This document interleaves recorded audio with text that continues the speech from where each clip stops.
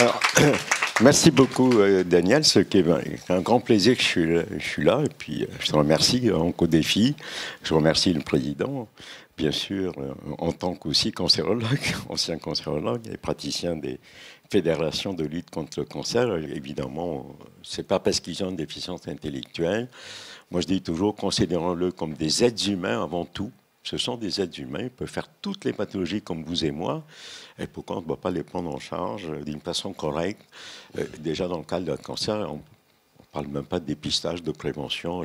J'ai la chance aussi de travailler depuis quelques années. J'ai été nommé comme prof associé depuis 12 ans à l'université de Sherbrooke, qui, je vous dis bien, c'est le Québec, province des Québec, parce que ça, ils tiennent beaucoup les Québécois.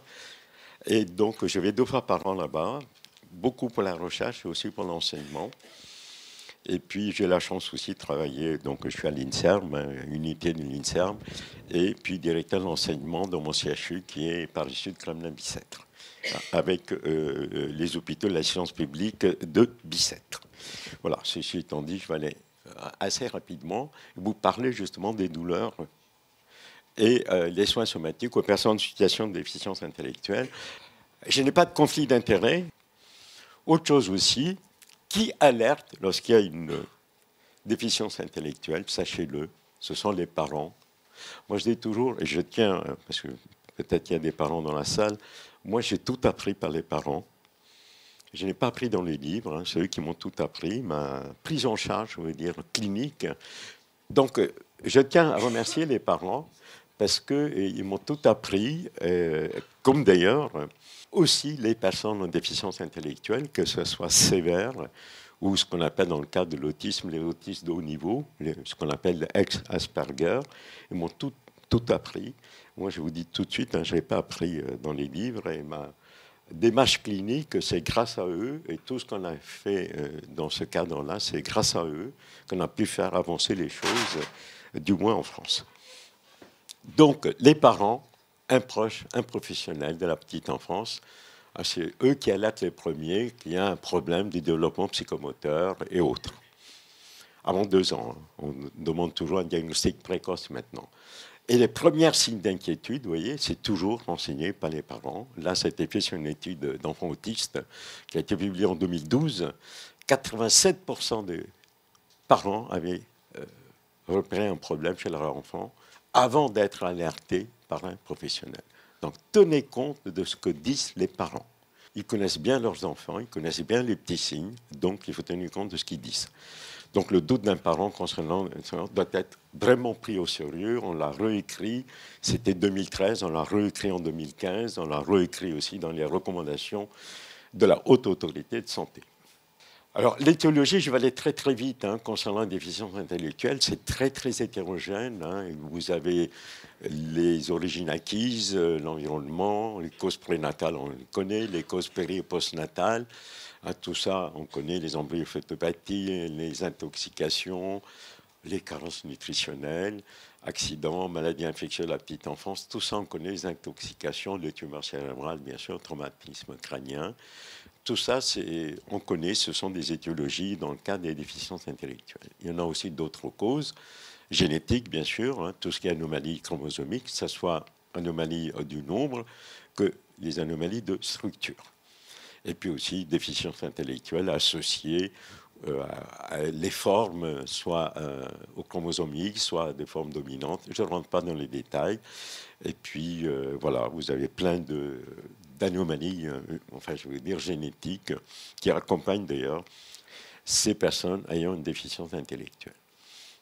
Il y a eu beaucoup de rapports sur l'état de santé de ces personnes, beaucoup, mais bon, vous voyez, audition publique 2008, 2009, Pascal Jacob, 2013, Livre blanc Une API qui avait publié en 2013, Denis Piveteau, j'ai participé avec le rapport Pascal Jacob, et ensuite j'ai participé au rapport de Denis Piveteau, et également dans la charte Romain Jacob, on en parle tous, de permettre un parcours de vie sans rupture pour ces personnes en situation de handicap.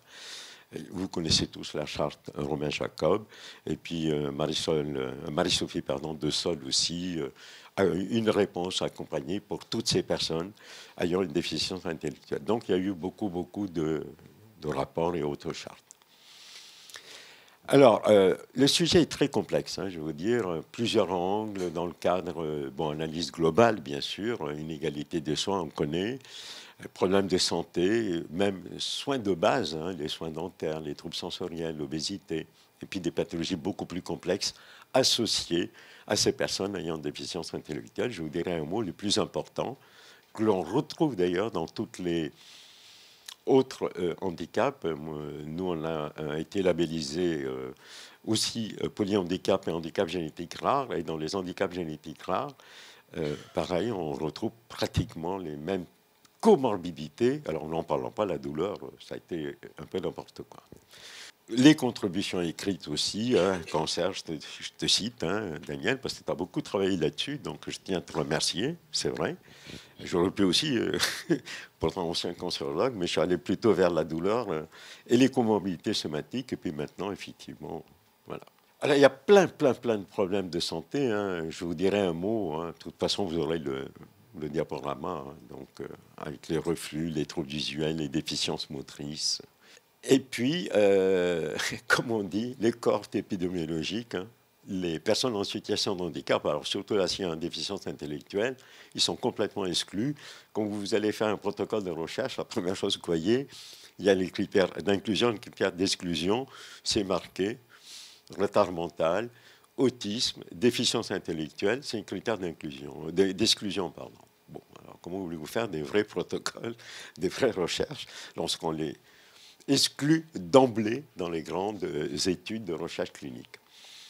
Moi, j'ai eu la même chose, hein. Je veux dire, quand j'ai commencé à travailler sur la douleur, heureusement qu'avec le Québec, qui sont beaucoup plus stricts aussi, on s'est battu pour travailler, puis finalement, ça a été accepté, hein, parce que même en France, ouais, mais ils sont insensibles à la douleur, pourquoi tu te penches sur la douleur chez ces personnes? Tu te dis n'importe quoi. Donc, c'était l'exclusion tout de suite, hein, dans le protocole de recherche. Donc, tout ça pour vous dire, il y a beaucoup de choses. Alors, en ce qui concerne les registres, vous en avez le Pays de Galles, le Québec, bien sûr. Vous voyez, on retrouve pratiquement pathologie psy, pathologie cardiaque, dysthyroïdie, évidemment. Il n'y a pas beaucoup de registres. Et puis, aux Pays-Bas aussi, ça a été fait en 2007. Hein. Ça date un peu, mais ça donne une idée, hein, de ce qui est les besoins de santé de cette population. Il faut prendre en compte, moi je vous dis toujours, deux dimensions chez ces personnes en situation, donc avec une déficience intellectuelle, des facteurs individuels, bien sûr, liés à leur fonctionnement. Quand on parle de déficience intellectuelle, c'est le défaut de communication. Beaucoup sont ce qu'on appelle dyscommunicants, ils n'ont pas le langage verbal, ce qui explique, ce qui n'exclut pas qu'ils ont d'autres moyens de s'exprimer, on en parlera. L'expression de la douleur est complètement différente chez eux, alors donc on passe à côté. Les troubles du comportement, sachez-le, jusqu'à présent on a toujours dit que ces troubles du comportement sont liés au handicap, ce qui est totalement faux. On connaît bien l'handicap, que ce soit l'handicap génétique rare, que ce soit l'autisme, on connaît bien ce qu'on appelle les signes, mais pas les troubles du comportement ne font pas partie de l'handicap en général.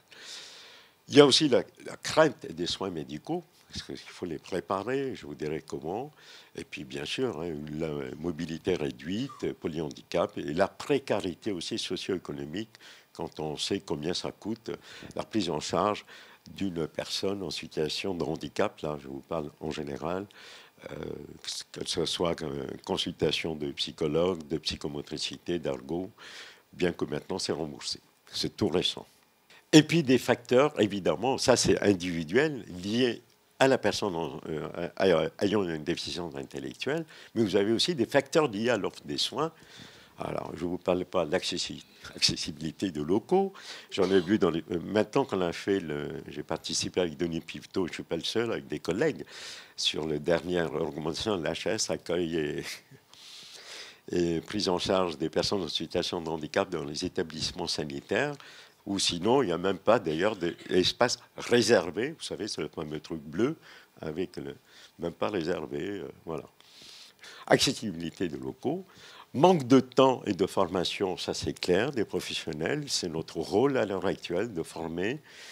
La formation initiale, la formation continue, ça, ils y tiennent beaucoup à la commission interministérielle du handicap. Et puis organisation, bien sûr, et coordination, l'accès de soins, on dirait un mot. Je crois que c'est important, tout est pratiquement résumé chez les personnes qui ont donc une déficience intellectuelle. Donc il faut améliorer, bien sûr, aussi les diagnostics des pathologies somatiques associées. Donc voilà, donc je ne reviens pas là-dessus. On essaie de développer aussi des suivis médicaux de proximité en mettant en place, on dira un mot parce que j'ai des collègues, où on essaie de mettre en place des consultations dédiées pour la prise en charge de ces personnes en situation de handicap en général, avec un cahier de chasse qui est précis, et donc les ARS qui sont malheureusement autonomes, après c'est à eux de déployer ces consultations dédiées. Ça commence à arriver. La première région qui est bien couverte, c'est la région Nouvelle-Aquitaine. Et puis, prévention des fusions, de bonnes pratiques de l'HAS et de l'ANESM.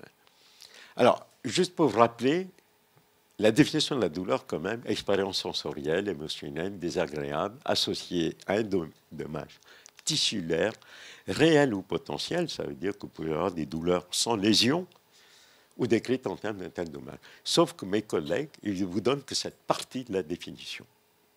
Vous verrez dans les bouquins, dans les articles, on vous donne que cette première partie. Sauf qu'on oublie, il y a une deuxième partie de la définition qui a été remise en 2001, l'incapacité de communiquer verbalement, ça concerne les déficiences intellectuelles, ne nie d'aucune façon la possibilité qu'un individu éprouve de la douleur et qu'il ait besoin d'un traitement approprié pour soulager sa douleur. On vous citera toujours dans la définition de la douleur la première partie, on oublie toujours la deuxième. La première partie a été donc définie par des experts en 1979. Et après, des collègues ont dit, mais attendez, la première partie, ça s'intéresse aux personnes qui ont un langage verbal et quid des personnes qui ont une déficience intellectuelle ou un retard mental sévère. Et donc, du coup, ils ont travaillé, ils ont dit si. Mais on oublie toujours, je ne sais pas pourquoi, c'est volontaire, involontaire, j'en sais rien. Je suis aussi dans le cadre des capacités douleurs et on oublie toujours de donner la deuxième définition, alors que cette définition, pour une fois, les collègues du monde entier, ça a été traduit dans toutes les langues, dans tous les dialectes, vous allez dans n'importe quel pays, vous avez la même définition. Pour une fois, on est tous d'accord sur la définition de la douleur. Donc, vous voyez, ça c'est la définition générale. Et puis, quand on parle de la douleur, avant on faisait, alors moi qui ai travaillé, bon, je connais bien la douleur en cancéro, après la douleur, je me suis intéressé à la douleur en psychiatrie. On a toujours dit que le schizophrène était insensible à la douleur, ce qui est totalement faux, parce qu'on a travaillé, on a fait des protocoles de recherche, on a démontré le contraire.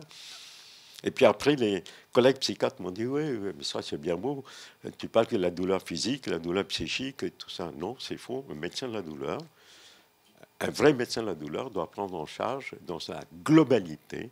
Il n'y a pas que la douleur physique d'un côté, la douleur psychique de l'autre, la douleur... Alors, Madame Cecily Saunders, que vous connaissez sûrement, qui était la première dame anglaise qui a créé ce qu'on appelle les soins palliatifs, encore que ça a été mal traduit en France, je trouve, et ça s'appelait Supportive Care. Elle a créé le premier hôpital, le Saint Christopher Hospital, dans la banlieue londonienne. Elle était infirmière, après elle a fait des études de médecine, elle est devenue médecin. Et elle disait toujours, cette grande dame, elle disait toujours le total pain, la douleur totale. C'est-à-dire qu'il faut tenir compte, douleur globale, la douleur physique, la douleur psychique, la douleur morale et spirituelle, parce que pas du tout pareil entre l'islam, et tenir compte aussi de la douleur sociale et culturelle. C'est très important de tenir compte, parce que si vous avez un patient ou une personne déficient intellectuel qui vient de l'Asie, il ne va pas vous coûter, coter, je veux dire, sur une échelle de la douleur entre 0 et 10, pas la même chose au niveau intensité par rapport à un Européen. Ça, je peux vous dire, c'est clair. Donc, il faut tenir compte de là où ils viennent, donc tenir compte aussi de tout ce qui est culturel Et déjà, vous savez, hein, si vous êtes au courant, dans le cas de la douleur, déjà, il y a une différence entre l'Europe du Nord et l'Europe du Sud. Vous êtes au courant probablement. Très belle étude scientifique, recherche a été faite. Hein. Il y a très longtemps, ça a été publié, mais on le ressort toujours. Même, hein, je vous prends un exemple, même une entorse de la cheville, hein, sans lésion, quoi que ce soit, l'Européen du Nord, que ce soit danois ou ça, il va le côté au niveau de la douleur peut-être à 4, 4 ou 5. Okay. On a fait la même expérience avec les pays latins du Sud. Alors, vous voyez ce que je veux dire? L'italien, c'est une réglette, vous savez, l'EVA, hein, ou la fameuse réglette. Il trouvait que le 10 n'était pas suffisant. Il dit ça va, faut que ça aille plus loin. Donc vous voyez déjà la même. Vous voyez, donc il faut tenir compte de ça. Alors si vous avez un patient asiatique ou indonésien, c'est pas du tout la même chose, l'évaluation de la douleur. Donc c'est important. Nous on parle douleur globale. Tenir compte de tout ça, de contexte, même si c'est une déficience intellectuelle, il faut tenir compte de tout ça. Ceci étant dit, n'oubliez pas, je vous rappelle quelques textes concernant la douleur. Toute personne, hein, la fameuse loi de mars 2002, hein, toute personne a le droit de recevoir des soins visant à soulager sa douleur. Celle-ci doit être, en circonstances, prévenue, évaluée, prise en compte et traitée. Hein. Elle est toujours valable. Hein. Et puis, juste pour rappeler, parce que nos collègues infirmiers sont là, décret de compétences, hein, vous avez le droit, l'article 2, 5 et 7. Hein, article 2, participer à la prévention, évaluation, détresse physique et psychique. Article 5, rôle propre de l'infirmier, hein, elle accomplit les actes et dispense des soins. Et puis l'article 7, elle est aussi habilitée à entreprendre et à adapter le traitement antalgique dans le cadre des protocoles qui ont été définis par le CLUD avec la direction des soins, donc écrits, datés et signés. Donc elles peuvent donc entreprendre et même modifier un traitement antalgique. Elle est intégrée bien sûr dans le dossier aussi bien médical que le dossier des soins infirmiers. C'est des textes hein, qui existent, les lois et tout. Et puis, reconnaître la douleur, il y a eu plein de trucs. Hein. Vous savez que ça fait partie d'une manuel de certification des hôpitaux. Le critère 12A, hein, donc ça ne bouge pas, ça fait partie. C'est une obligation éthique, une obligation légale. Plein de textes existent, y compris dans le médico-social. Ça date de 1996. Je dis bien les institutions médico-sociaux. Loi du 28 mai, on va remettre une couche avec la prochaine certification des institutions médico-sociaux qu'on est en train de préparer. La loi du 4 mars 2002, droit du patient, et puis il y a eu des plans de douleur, je ne rentre pas dans les détails de ces plans. Alors, pour vous donner une idée, regardez, épidémiologie, 41 enfants handicapés avec évaluation de la douleur pendant 2 semaines, avec la même échelle et tout. Donc il y avait un phénomène douloureux par jour, il y en avait presque 73%, 74% des enfants qui avaient mal. Et au niveau de l'intensité, ça allait jusqu'à quand même de modéré à sévère, 67%. Ce qui fait peur, aucun traitement antalgique n'a été proposé. L'évaluation a été faite, vous pouvez aller lire l'article, même si elle est de 2001, je peux vous dire que ça fait peur. Hein. Aucun traitement antalgique a été proposé. Pourquoi? Parce que ce sont des enfants handicapés. Hein. On n'en a rien à faire, comme on disait. C'est dramatique. Aucun traitement. Alors qu'il y a une évaluation de la douleur par des échelles qui ont quantifié cette douleur. Aucun. Même pas un. Voilà.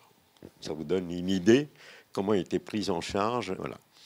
Et puis aussi peu d'études. Là, je vous parle de trisomie 21. Bon, ils ont un risque élevé, on connaît, hein, de leucémie, de cancer, en particulier avec des métastases et des douleurs osseuses. Ils ont aussi des répercussions au niveau temporomandibulaire. Dès des céphalées, personne ne tient compte, des douleurs cervicales et tout. Ils ont aussi des déformations des hanches qui sont très fréquentes et qui sont source d'inconfort, avec douleurs aussi arthritiques. Hein. Donc, vous voyez, c'est même dans cette pathologie, anomalie chromosomique, on sait qu'il y a des choses, ça n'a jamais été pris en charge vraiment d'une façon correcte, les phénomènes douloureux. Alors, pourquoi ça traînait comme ça? C'est que quand vous lisez un peu les articles, problème majeur, je vous ai marqué, j'aurais pu le mettre en rouge, les personnes avec déficience intellectuelle sont considérées comme insensibles ou totalement indifférents à la douleur. Voilà. C'est ce qui est écrit dans beaucoup de choses.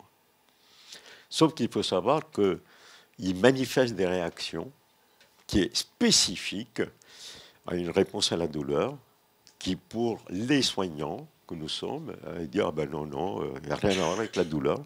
Donc il faut savoir les détecter, les difficultés bien sûr, hein, et à localiser également, et puis apporter une réponse correcte pour cette prise en charge. Ils ont aussi des modifications de perception sensorielle, qu'elles soient visuelles, qu'elles soient auditives, qu'elles soient proprioceptives, on peut en parler. Des retards aussi, alors évidemment pas de communication verbale, ou aussi l'évaluation de la douleur chez eux devient excessivement difficile et même très compliquée. Alors il y a plutôt, je dirais, regardez plusieurs, je vous ai un peu catalogué les raisons pour souffrir, pour avoir mal. Hein.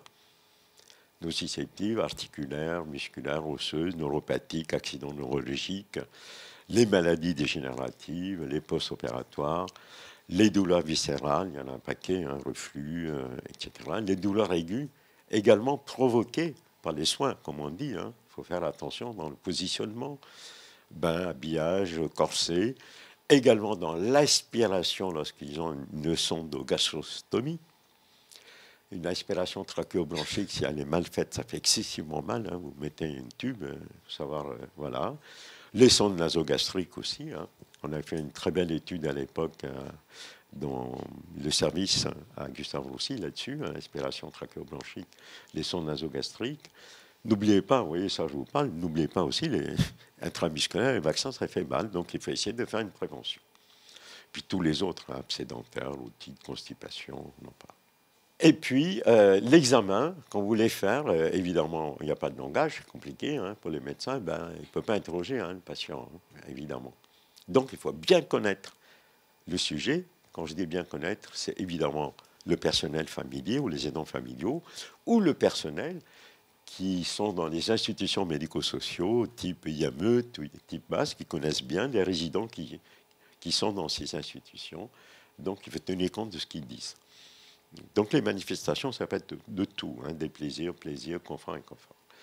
On essaie aussi, chez ces personnes avec déficience intellectuelle, on travaille beaucoup avec, vous connaissez tous, pictogrammes, ordinateurs, les tablettes numériques, pour les habituer aux soins. Hein. Vous en avez maintenant un paquet, vous pouvez aller les télécharger gratuitement. C'est disponible partout. BD Santé, Coactis, ça fait des très jolies choses pour comment, quand vous amenez quelqu'un handicapé chez le dentiste, ce qu'il faut faire, quand ils vont voir, je ne sais pas, sage-femme, si c'est une femme, tout est bien fait. Voilà. Merci Piem. Quand je lui ai parlé de la douleur à l'époque, hein, il disait, bon voilà, comment elle a été prise en compte, la douleur chez les personnes en situation de handicap. Je ne sais pas, moi, quand j'étais jeune interne et chef de clinique, il y avait le H, il y avait le silence. Le H existe toujours, mais le silence a disparu. Mais ça traduit bien comment ils ont été traités, que ce soit des patients ou personnes vivant un handicap, comment ils étaient traités, hein, vous voyez, au niveau de la douleur. Je vais vous prendre un exemple. L'autisme, je vous ai dit très vite, trouble neurodéveloppemental. Ils ont, ça c'est connu, hein, l'interaction qualitative de communication, de sociabilisation, des comportements stéréotypés. Et puis, ils ont aussi, avec le nouveau critère, ils ont aussi des problèmes sensoriels. Ça touche tous les sens, visuel, olfactif, gustatif, le tact, etc., proprioceptif. Donc, il faut tenir compte de tout ça pour faire un examen clinique déjà correct, tenir compte de ce qu'on appelle du bilan sensoriel. Il n'y a pas que seulement dans l'autisme, aussi bien on peut dire handicap génétique rare, ou une déficience intellectuelle sévère, tenir compte de tout ça pour essayer de faire un examen clinique à peu près correct. Ce que je voulais vous dire, concernant l'autisme, c'est 1 sur 100, c'est quand même important. Aux États-Unis, au Canada, on est arrivé à 1 sur 56 à l'heure actuelle. Je pense qu'on va rattraper le retard. Toujours, le sexe ratio, c'est toujours pour le moment un garçon, qui est en prévalence de garçons par rapport aux filles. Et les pathologies sont énormes, on trouve de tout chez eux. Parce que ça n'a jamais été pris en charge, comme je vous ai dit tout à l'heure. Ils avaient des troubles du comportement, on disait c'est lié à l'autisme, donc ce n'est pas lié à une pathologie organique. Voilà, donc ça c'est les critères, hein, les critères diagnostiques. Ce sont les réactions qui ont été rajoutées parce qu'on n'a pas tenu compte de tout ça avant. Réactions sensorielles inhabituelles qui entraînent pas mal de problèmes. C'est les nouveaux critères. Que ce soit d'ailleurs autisme ou quoi que ce soit, vous avez une atypicité du fonctionnement chez ces personnes. L'expression de la douleur, elle est totalement atypique, ce qui entraîne des difficultés de prise en charge pas faciles du tout, avec des troubles du comportement et des cortèges de soins, je vous ai dit tout à l'heure, totalement inadaptés, avec des médications, des mesures éducatives qui ne servent à rien, avec rupture de prise en charge dans leur parcours de soins, et surtout, ce sont des pathologies qui passent à la chronicité. Tous les douleurs que nous avons, que nous rencontrons nous dans notre centre, ils sont tous passés à la chronicité, alors qu'en amont, on aurait pu faire quelque chose. Il n'y a pas que la douleur, d'ailleurs, toutes les pathologies. Alors, ce qui nous a fait peur, enfin pas peur, c'est la mortalité prématurée chez eux, 54 ans à l'heure actuelle. Par rapport à la population générale, 90, c'est une moyenne, hein, population générale. Et lorsque ces personnes ont une déficience intellectuelle sévère, le risque de décès est multiplié par 5, avec une espérance de vie de 40 ans. C'est quand même, on peut se poser des questions. Ils meurent de quoi? Ils meurent de... Évidemment, il y a des pathologies génétiques associées au TSA, trouble du spectre de l'autisme, mais il y a aussi toutes les pathologies organiques associées. Ils meurent de ça. Donc, je vous ai cité un peu, il y a l'épilepsie, les accidents, les maladies infectieuses, les maladies cardiovasculaires, les troubles, enfin bref, suicide. Et surtout, ce qui est important, je vous ai retiré de ce... Essayez de faire un histogramme. Regardez, par rapport à la population générale, déjà, vous voyez le cancer. Personne n'en parle. Alors, pourtant, le cancer, c'est autisme sévère, vous en avez. Et mild autisme, ce sont une déficience modérée. Ils sont capables, ils ont un langage, ils sont capables de dire, c'est par rapport à la population générale. Vous voyez, le taux, elle est beaucoup plus importante que par rapport à la population. Là, c'est les décès prématurés de la population TSA, trouble du spectre de l'autisme. Ils ont tout. Pathologie endocrinienne, pathologie psy, neurologique, circulatoire, respiratoire, digestive, les malformations congénitales ou aussi les pathologies génétiques associées comme le syndrome X fragile, Prader-Willi, Angelman, etc., etc. Et autre chose aussi, ça c'était nouveau pour nous, le suicide, qui est beaucoup plus important par rapport même à la pathologie psy. On s'est tous posé des questions, on a démarré depuis la rentrée une étude sur la prévention du suicide chez eux, et ça se voit essentiellement sur les personnes, ce qu'on appelle les Asperger, c'est-à-dire les autistes de haut niveau. Ils sont tous me parlent, tentative de suicide où ils ont envie de se foutre en l'air, comme ils disent gentiment. Donc il y a un taux de suicide important. Donc on est en train de travailler là-dessus sur le plan national. Et puis voilà, donc vous voyez, déjà le cancer, rien n'a été fait. Les difficultés, c'est quoi? Pourquoi c'est compliqué? Sérieux, l'obstacle aux soins, je vous en avais parlé. Je vous cite juste l'étude de Nicolas Deis, publiée en 2013. Un tiers adultes autistes de haut niveau ne recevaient pas de soins, pourtant ils ont le langage verbal, ils ne recevaient pas de soins appropriés. Et ce genre de soins moins optimal est encore plus commun chez les personnes plus sévèrement atteintes ou chez les personnes ayant une déficience intellectuelle sévère. Les familles ont fait un très bel sondage à l'époque, en 2014, sur le territoire américain, et regardez le retour des questionnaires, 22% seulement, ce sont les parents qui répondent, estimaient que la personne, leur enfant ou ado ou adulte, atteinte de TSA avait reçu une évaluation à peu près correcte des symptômes de la part du médecin. Uniquement 22. Quid du reste? Ça veut dire que c'était du n'importe quoi. Les signes d'alerte, aussi c'est difficile, c'est compliqué, hein, difficulté de communication, ils ne savent pas communiquer, Alors, je n'en parle pas, l'expression de la douleur, masque trompeur. L'examen, que ce soit une déficience intellectuelle, un handicap génétique rare, polyhandicap, l'attente est très difficile pour eux. L'intolérance au changement, difficulté, ce n'est pas à nous de donner des ordres. Hein. Nous, on est soi-disant neurotypiques. Non, ça ne marche pas du tout. Donc, l'examen devient compliqué. Et parfois même, avant même que l'examen clinique soit commencé. Donc, c'est aussi des difficultés. Autre difficulté aussi, ça c'est bien connu, les professionnels de santé font passer parfois des symptômes totalement inhabituels à l'handicap, alors que c'est peut-être dû à une pathologie organique, douloureuse ou pas. Et puis la douleur et le problème organique, hein, très souvent, je vous le redis, sous des formes atypiques, totalement atypiques, ce qui entraîne une discrimination d'ailleurs vis-à-vis de la personne ayant la déficience intellectuelle, mais aussi vis-à-vis des familles et de la société en général. Bon, ils sont agressifs, ils sont automutiles, ils ont des troubles de comportement, etc.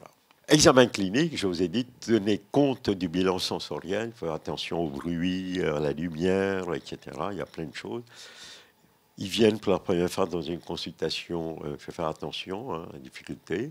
Localiser, ils ne savent pas. Repérer, ils ne savent pas non plus, la douleur. Donc, c'est à nous de faire attention et d'écouter, comme on dit, même s'ils n'ont pas le langage, d'écouter les familles, les aidants, et d'écouter aussi, je dirais, comment on écoute les personnes déficientes intellectuelles qui n'ont pas le langage. Manque d'informations de professionnels, ça c'est clair, on a fait une enquête, on s'est rendu compte qu'ils ne connaissent pas, ce n'est pas leur faute. Hein. Quand vous voyez que dans les études de médecine, il n'y a même pas 2 heures de cours sur les populations en situation de handicap, on peut se poser des questions, même pas 2 heures. Les étudiants en médecine, alors, comment voulez-vous qu'ils sachent ce que c'est qu'une personne handicapée? Et pareil, je dirais aussi au niveau de la douleur, dans la capacité de douleur, c'est 2 ans. Il y en a, maintenant, ça commence un peu à bouger, mais pas partout. C'est-à-dire, de futurs médecins de la douleur, il n'y a même pas 1 heure de cours pour la prise en charge de la douleur chez la personne en situation de handicap. Ensuite, les troubles du comportement, il faut savoir faire des fenêtres thérapeutiques. Il n'y a pas de surveillance médicale sous traitement. Et on a souvent des complications épouvantables avec le traitement médical. Donc, je vous dirai un mot. Alors, concernant les personnes autistes, pas uniquement, on s'est rendu compte maintenant, même dans le handicap génétique rare, les polyhandicaps, on a pratiquement tout le Vidal est passé. C'est-à-dire qu'on a mis tous les médicaments qu'on connaissait, en disant ça va peut-être faire du bien, essentiellement, bien sûr, les neuroleptiques, les anticonvulsivants, il y a tout. Hein. Tout a été essayé chez ces personnes, avec pas du tout d'effet, je veux dire, thérapeutique. Contexte français, concernant, à l'époque, c'était les troubles de l'envahissement-développement, vous voyez, 66% avaient déjà un traitement et 80%, ils avaient déjà un neuroleptique au départ. Alors, ce qui est grave, c'est que 80%, ils avaient une association de plusieurs molécules de neuroleptiques. Et puis, on s'est rendu compte aussi que ça augmente avec l'âge et avec la déficience intellectuelle, surtout lorsqu'il y a un retard mental profond. Et on garde le médicament quand ça a été commencé, et puis se pose un problème de traitement chez l'enfant qui a évidemment une déficience intellectuelle. Quid, qu'est-ce qu'on doit faire? Alors, il y a eu des recommandations. Comme toute recommandation de bonne pratique, très peu de gens les lisent, parce que ce n'est pas opposable, sauf lorsqu'il y a un décès. Malheureusement, on ne peut pas attendre le décès quand même. Et dans le contexte français, l'HAS, Haute Autorité de Santé, en 2012, a publié pour les enfants une prescription de psychotropes et par principe temporaire, c'est écrit noir sur blanc, évaluation régulière. C'est marqué 6 mois, sauf des fois tous les 2 mois. Et si ça ne marche pas, on arrête. Et il n'y a pas d'argument en faveur d'une association de médicaments psychotropes. Autre chose aussi, regardez, la recherche systématique de comorbidité somatique est indispensable. Et en cas de changement de comportement, soudain, brutal, totalement inexpliqué, un avis médical en recherche d'une pathologie organique est indispensable, recommandé, et a priori, c'est encore marqué, une pathologie organique douloureuse. Et l'évaluation de la douleur, évidemment, essentielle. Ce sont les recommandations de 2012. On a remis une couche en 2018.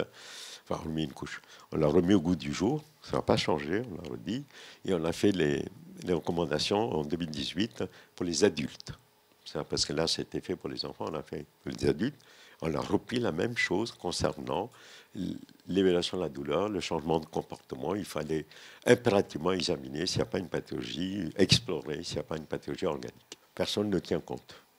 Les soins, sachez-le, ça a été démontré, on l'a écrit nous aussi, certains symptômes, que ce soit dans la déficience intellectuelle, handicap, autisme, certains symptômes et comportements sont très fréquents chez eux. Là, je vous ai marqué l'autisme, mais c'est aussi pareil dans d'autres handicaps. Anxiété, agressivité, agitation, irritabilité, etc. Troubles du sommeil, automutilation. Jusqu'à présent, on les a mis d'emblée sur le compte de l'handicap, en disant qu'il n'y a rien à voir avec une pathologie organique. Or, c'est totalement faux. Si vous lisez encore des articles, je peux vous dire que c'est des belles conneries là-dessus. Parce qu'on a démontré le contraire, que ce n'est pas du tout lié à un handicap, mais qu'il fallait, quand vous avez ces symptômes, il fallait rechercher ces signes, il fallait impérativement les rechercher, une pathologie organique, quelle qu'elle soit d'ailleurs, douloureuse ou pas. On les appelait, là je vous ai marqué prétendu comportement autistique, c'est exactement pareil, de prétendu comportement de l'handicap génétique rare ou autre polyhandicap. Ils ont tous les mêmes choses. Autre traitement aussi, parce que je vous ai dit, il y a beaucoup de traitements qui ont été recommandés, enfin pas... On en a parlé, parce que ce sont des déficients intellectuels, ce sont des handicapés, on peut mettre ce qu'on veut. L'HAS a bien mis les points sur les i, que tous ces produits ne sont pas recommandés. C'est scientifique, ne sont pas recommandés, mais on continue à les donner. Un peu bizarre. Alors, je m'explique, traitement antibiotique, vous allez me dire comment. Non, traitement antibiotique, on le met, si, par exemple, je ne sais pas si... l'enfant qui a une déficience intellectuelle, vous trouvez une angine, vous mettez un traitement antibiotique de courte durée, comme tout le monde. Mais il y a eu des traitements antibiotiques de très longue durée. Donc tout ça, c'est totalement interdit. Vous voyez ce que ça donne sur l'organisme et au niveau de la muqueuse intestinale aussi. On en a, nous, des cas où ils ont mis pendant 1 an, 2 ans sous traitement antibiotique. Vous voyez ce que ça peut donner. Donc tout ça à éviter. Et je vous ai mis 2 slides parce que c'est nouveau. Je comprends la souffrance des familles qui essaient de trouver sur les réseaux sociaux, sur Internet, comment peut-on guérir de ceci ou de cela. Alors, les derniers trucs, il y a 3 produits qui reviennent à la mode. J'en ai eu encore 3 cas là, tout récemment. Ce n'est pas la faute, moi je ne critique pas les familles, mais c'est la faute aux médecins qui prescrivent. Attention, pseudothérapie dangereuse, ça revient à la mode, il y en a 3. Les chélations de métaux lourds, totalement interdit, soit disant que ça va nettoyer le corps des produits chimiques toxiques qui ont ces produits, des métaux lourds. Il y a même eu des déchets en 2005, il y en a d'autres depuis. Interdit, aussi bien en France que dans les autres pays, ça revient à la mode. Deuxième, encore plus grave, on traite maintenant avec l'huile de cannabis. Bravo, où va-t-on? Ah oui, ça existe. L'huile de cannabis, j'ai les 3 cas là, l'huile de cannabis. Alors, c'est encore plus grave, c'est le MMS. Vous pouvez l'avoir, aujourd'hui, l'amener, vous montrer ce que c'est. MMS, c'est la solution miracle minérale, qui est à la mode aussi. Regardez ce que je vous ai un peu mis. C'est une solution à 28% de chloride de sodium, c'est-à-dire de l'eau de Javel. Faites avaler ça, l'eau de Javel. Alors, des sites Internet font la promotion. Elle est totalement interdite en France. Vous pouvez la voir. Il y a des médecins qui le prescrivent. J'ai des ordonnances, photocopies d'ordonnances de ses collègues. Ingérer, ça peut arriver jusqu'au décès. Je vous préviens. Donc, attention à ces produits qui, de nouveau, qui reviennent. Donc, je ne critique surtout pas les familles. Ils souffrent, ils vont sur les sites, ils essaient de trouver quelque chose pour, disons, atténuer les troubles du comportement. Et ça, tout ça, plutôt, on va aller vers le décès ou des conséquences graves. Vous avez l'eau de Javel, vous voyez ce que ça peut donner. des médecins spécialistes, soi-disant de l'autisme, hein, moi je ne suis pas spécialiste de l'autisme, ni spécialiste de l'handicap, ni spécialiste de quoi que ce soit, proposent des médecines alternatives pour guérir l'autisme. Attention, les personnes que je vous ai marquées sortent de cobayes, terrain propice où prolifère le charlatanisme. Et enfin, 2 livres qui ont été retirés de chez Amazon il y a 1 mois et demi. Healing the Symptoms Known as Autism, qui prend les bienfaits de cette fameuse solution miracle. Et puis, on va vaincre l'autisme. Et voilà, ça a été retiré grâce à nos collègues britanniques qui se sont rendus compte que ça circulait, que c'était en vente libre et que les familles, toutes les personnes l'achetaient. Donc, complètement délirant. Vous ne trouvez plus ces 2 livres. Alors, les comorbidités, vous le trouvez dans toutes les déficiences, quelles qu'elles soient intellectuelles, dans le handicap. Vous avez l'épilepsie, elle est connue, prévalence importante. Vous avez tous les types.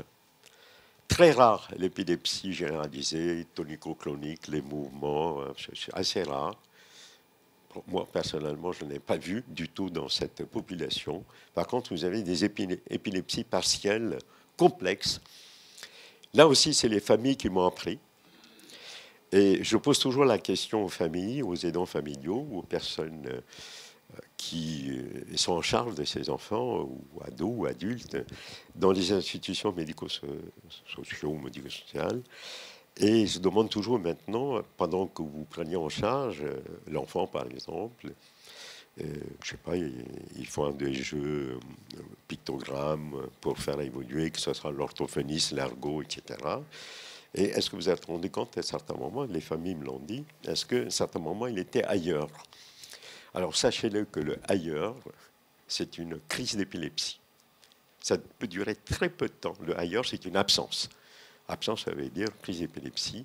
Et les crises d'épilepsie, sachez, on l'a déjà démontré avec mes collègues québécois, ça fait excessivement mal, les crises d'épilepsie.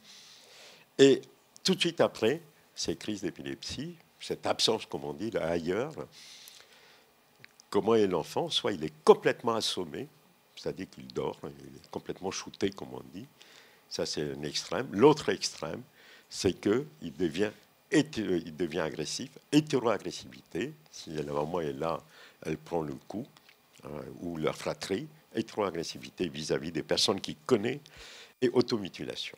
Donc, méfiez-vous, ces absences, c'est ailleurs quand ils vous disent ça. Il faut penser aux crises d'épilepsie qui font mal. Puis, autre chose aussi, il faut savoir observer, ces personnes. Là, je vous ai marqué autisme, mais c'est exactement la même chose aussi chez les déficients intellectuels ou même un handicap génétique rare. Les regards fixes, ne bougent pas du tout, vous dites qu'est-ce qui se passe? Et puis une déviation des yeux d'un seul côté, je vous ai marqué. Et puis les battements de cils, il faut observer. Hein. Tout ça, c'est des petits signes pour dire qu'il faut une crise d'épilepsie. Ça a été démontré, on ne peut pas passer à côté, il faut effectivement observer. Il faut donc sensibiliser les gens. Alors sachez-le, posez la question toujours, hein, aux familles, quand ils viennent, est-ce qu'il était ailleurs pendant le week-end ou je ne sais pas quoi, il faut penser aux crises d'épilepsie. Donc voilà les petits signes pour détecter, on l'a écrit maintenant dans le textbook, comme on dit, pour dire ne passez pas à côté. Donc comportement problème, vous voyez après c'est confusion, fatigue, sommeil ou agressivité. Autre prévalence dans tous ces handicaps, c'est les troubles du sommeil qu'on connaît bien. La prévalence, elle est importante par rapport aux enfants normaux. Ça va de tout, hein, dans le trouble du sommeil, endormissement, maintien, durée, des cauchemars, des cris, même des apnées, mais c'est compliqué chez eux, hein, des mouvements désordonnés. Enfin, il y a tout. Il y a tout, et réveil nocturne et tout. Et sachez également, il faut les prendre en charge, les troubles du sommeil, parce que c'est aussi des troubles du comportement. Et également, on a démontré que dans les troubles du sommeil, les mouvements désordonnés, les cauchemars, les cris, ou même les réveils nocturnes sont dus à des phénomènes douloureux. Donc, les troubles du sommeil font partie des critères chez les personnes en situation de handicap, y compris en déficience intellectuelle, font partie des signes à rechercher en cas de la douleur. Donc, attention, il ne faut pas les mettre sous somnifères, il ne faut pas les assommer avec des hypnotiques. Vous avez un produit, ça marche ou ça ne marche pas, qui est naturel, c'est la mélatonine. Mais après, on associe, bien sûr, maintenant une éducation pour régulariser le sommeil. Mais il vaut mieux éviter tout ce qui est somnifère, hypnotique. Les troubles du sommeil font partie maintenant des critères pour rechercher la douleur. Et puis, vous avez tout le reste. Hein. Je vous donne les plus importants, connus également dans la déficience intellectuelle, les troubles digestifs, important la prévalence, avec des douleurs abdominales, pression, tapotement, bon, il y a tout. Et essentiellement, dans cette population, vous avez deux pathologies que vous rencontrez. Ce sont les reflux. Donc, il y a une sécrétion d'acide chlorhydrique super important et ça brûle, ça fait mal. Et qu'est-ce qu'ils font? Comme ça fait mal, ils n'ont pas le langage des déficients intellectuels. Vous savez ce qu'ils font? Vous avez une idée? Voilà, ils se tapent parce que ça fait mal. Alors, je peux vous dire, quand vous voyez, au bout de quelques temps, l'automutilation qu'ils ont, à cause de trapper, c'est épouvantable. Hein. Je ne vous montre pas les photos parce que vous allez fuir. Mais j'en ai un autre aussi. C'est autre chose pour les céphalées. Il avait pratiquement, on voit il a éclaté la boute crânienne. Donc attention, on ne peut pas laisser évoluer. Donc sachez-le, moi je n'ai pas besoin de fibro. Lorsqu'il fait ça et le maman me dit, ou les personnels, quand ils font ça, j'ai dit, bah, écoutez, c'est un reflux, donc on le traite. Deuxième pathologie qu'on trouve essentiellement, parce qu'on a oublié, c'est cette fameuse ulcère gastrique liée à cette fameuse bactérie qui est l'Helicobacter pylori. Il faut le traiter. Un cas sur deux, c'est positif chez nous. Donc, il faut le traiter. Et ça donne des douleurs épouvantables. Hein. Donc, vous voyez, on ne peut pas laisser évoluer des choses comme ça. Après, je vous ai marqué désordre métabolique. Bon, je vous ai marqué un peu les termes un peu plus, mais sachez déjà, on trouve chez eux des diabètes non pris en charge. Attendez, diabète. Anomalie lipidique, vous avez du cholestérol, votre médecin va vous mettre sous régime et un traitement. Eux, ils ont du cholestérol, on le laisse évoluer. Vous voyez, ils meurent de pathologie, coronarienne, infarctus du myocarde. Donc c'est ce que j'appelle, puis le syndrome métabolique, hein, il y en a de plus en plus chez eux. C'est les déficients intellectuels. Juste pour finir, attention, quand arrive l'âge de la puberté, pré-ado, ado, alors là on oublie, il y a de nouveau des troubles du comportement subit, et on oublie, chez la fille c'est les règles, il peut y avoir des règles douloureuses, comme beaucoup de femmes, et on oublie, on ne les traite pas. Ah, c'est épouvantable. Donc maintenant, on dit, mais attendez, là, il y a des femmes qui sont neurotypiques, qui savent, qui ont des règles douloureuses, elles prennent des médicaments. Pourquoi eux, ils n'ont pas le langage? C'est des troubles du comportement avec hétéroagressivité et tout. Je ne vous montre pas aussi les photos des jeunes filles ados et adolescentes que nous avons. Arrêtons, quoi. Donc, pensez-y aux troubles des règles. Et puis, il y a une dernière chose aussi, de plus en plus, on en parle, avec des douleurs pelviennes qui arrivent, avec des douleurs aussi abdominales importantes. Il faut toujours penser à éliminer chez eux l'endométriose. Important. C'est une pathologie. Hein. Bon. Après, alors là, je vous ai marqué, parce qu'on a de plus en plus des personnes avec déficience intellectuelle, obèses, liées aux prescriptions de médicaments neuroleptiques, qui n'ont jamais été arrêtés, avec une obésité morbide. C'est-à-dire, morbide, ça veut dire qu'on n'a aucun moyen, on essaie de temporiser, malheureusement, ils vont décéder des complications de l'obésité. Voilà, donc pour vous dire, hein, et puis vous avez évidemment tout ce qui est problème psy, il ne faut pas oublier, hein, ils sont anxieux, hein, ça existe, un trouble de l'humeur, ça existe essentiellement. Hein. Et puis le TDAH, voilà. Donc sachez-le, même ça, les problèmes psy, tous les produits n'agissent pas. Vous pouvez mettre un trouble anxieux important, vous pouvez mettre un benzodiazépine, anxiolytique, comme on dit, pour calmer, vous pouvez avoir l'effet paradoxal. C'est exactement pareil pour les antidépresseurs. Vous dites, vous allez en fait, vous allez... Voilà. Donc, il faut faire attention à ça aussi. Les études sont très limitées dans le cas de la recherche. Hétérogénéité de la population. Ce qui ont été faits, c'est des populations totalement hétérogènes. Donc, pour vous donner les trucs pratiques, comment prendre en charge ces personnes. Alors, ça aussi, ça a été démontré. Maintenant, c'est4 Voilà comment, à chaque fois que vous avez ces présentations atypiques, ça peut être les 4 associés, 5 associés ou en même temps, ou pas du tout. Agressivité, c'est l'hétéroagressivité vis-à-vis des personnes qu'il connaît. L'automutilation, deuxième signe. Commence toujours au niveau des poignets parce que c'est plus simple. de porter au niveau des poignets. Donc au niveau des poignets, et après vous verrez, si on ne fait rien, c'est le mur. Il se fracasse la tête sur le mur. C'est affolant. Moi, j'ai des vidéos qu'on a tournées comme ça, mais je peux vous dire, on dit comment, décrit sans problème particulier, des troubles du sommeil, vous voyez, je reviens, troubles du sommeil, et explosion violente inexpliquée.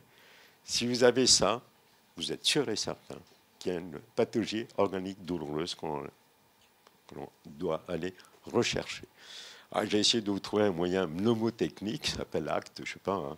Le A pour l'agressivité, le deuxième automutilation, le C pour cri, le T pour trouble du sommeil, et puis explosion. Donc maintenant, elle est validée. Hein, c'est signe pour la douleur. Pas validée seulement en France, elle est validée aussi aux États-Unis, au Canada, dans les pays anglo-saxons, parce qu'on a quand même travaillé par rapport à nos collègues, on peut être fiers quand même pour une fois qu'on fait avancer les choses, par rapport à nos collègues anglo-saxons. Donc elle est validée aussi. Et puis ça a été écrit également dans les articles. Comme j'ai dit, ça nécessite pour eux une prise en charge globale. Et surtout, dans notre prise en charge, c'est à nous de s'adapter à la personne en situation de handicap. Ce n'est pas à eux de s'adapter. Ça, c'est important qu'on sache. Mes collègues ont du mal.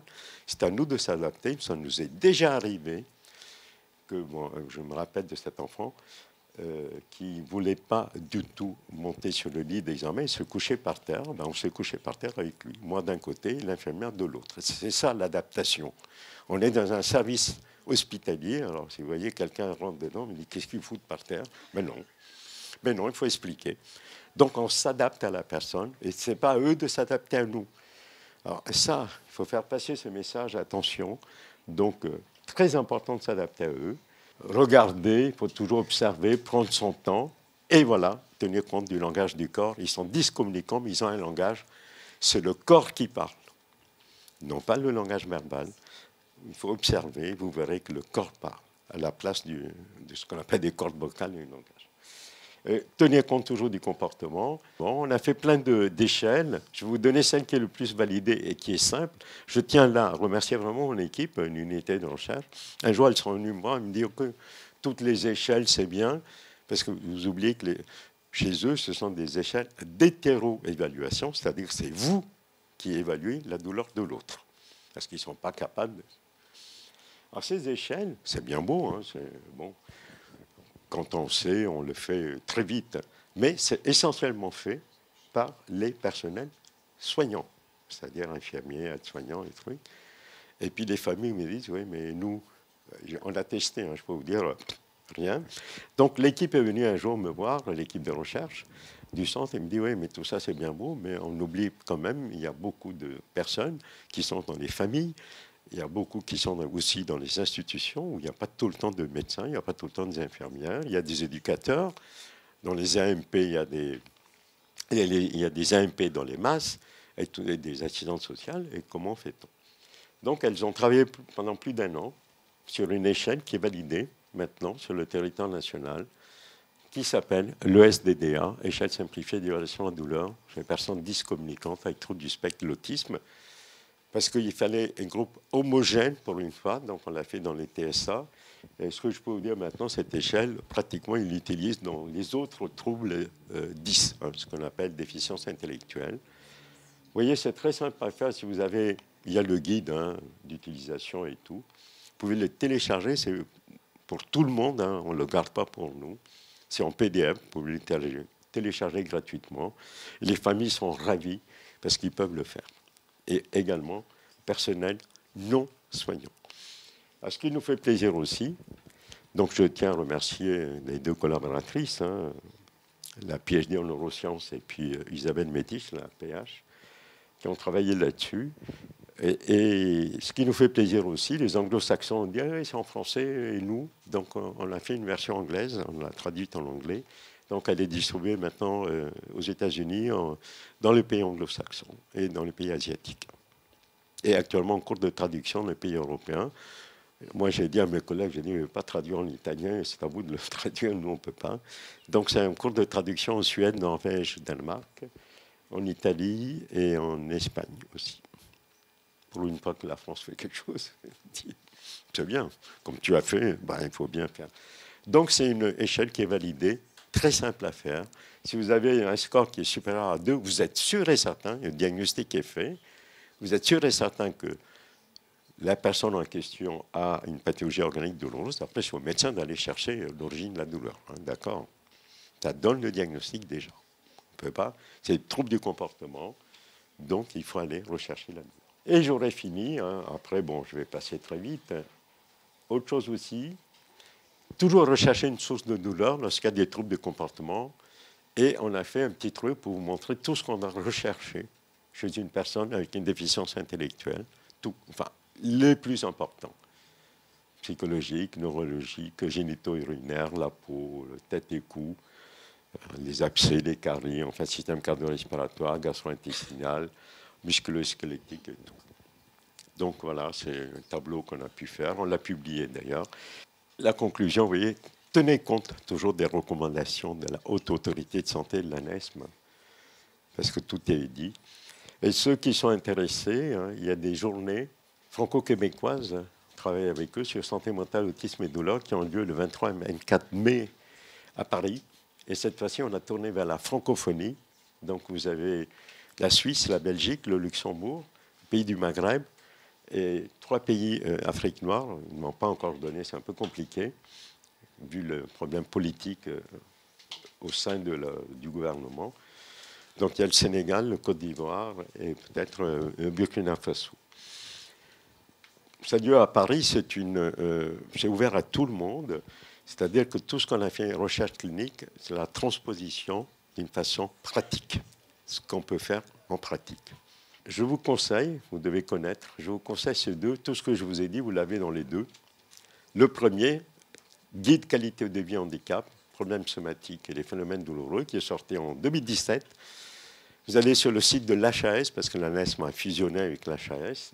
Vous allez sur le site Google HAS et vous avez téléchargeable en PDF, tout est dit dans ce premier guide pour les personnes handicapées. Et puis le deuxième, que l'on a travaillé, parce que mon collègue est là aussi, hein, accueil, accompagnement, organisation des soins, l'établissement de soins, établissement de santé pour les personnes en situation de handicap. Ça, c'est le dernier guide qui est paru aussi en juillet 2017 pour dire comment il faut recevoir une personne avec déficience intellectuelle handicapée aux urgences, en consultation, en hospitalisation, tout est marqué. Ce qu'il faut faire, ce qu'il ne faut pas faire. Je dirais le premier message concernant les personnes en situation, que ce soit déficience intellectuelle, quelle qu'elle soit l'origine, s'il vous plaît, écoutez les parents, s'il vous plaît, écoutez les familles, s'il vous plaît, écoutez les personnels qui s'en occupent dans les institutions, parce qu'ils connaissent plein de choses. Moi, je n'ai rien appris dans les livres, c'est vous qui m'avez appris. Merci les familles, merci les aidants, merci le personnel. Première chose. Deuxième chose, je dirais, ce sont des êtres humains, considérons-le comme des êtres humains. Donc n'oubliez pas, ils peuvent faire toutes les pathologies, y compris le cancer qu'on oublie, plein de choses. Et pourquoi il faut les traiter. Donc, et puis le traitement, et puis tout ce qui est, je dirais, la troisième chose, tout changement de comportement brutal alors qu'il allait bien. Quand je dis changement brutal, ça peut être soit une perte d'appétit alors qu'il mangeait bien, pourquoi d'un seul coup, trouble du sommeil. Il faut impérativement aller examiner et trouver une pathologie organique douloureuse. La plupart du temps, on les a trouvés. Mais les familles, écoutez, parce qu'ils connaissent bien. Quand ils viennent vous voir en disant, docteur, il était bien, et puis là, depuis quelque temps, depuis un mois, il ne s'alimente pas bien et tout, écoutez-les et merci aux familles, quelles qu'elles soient.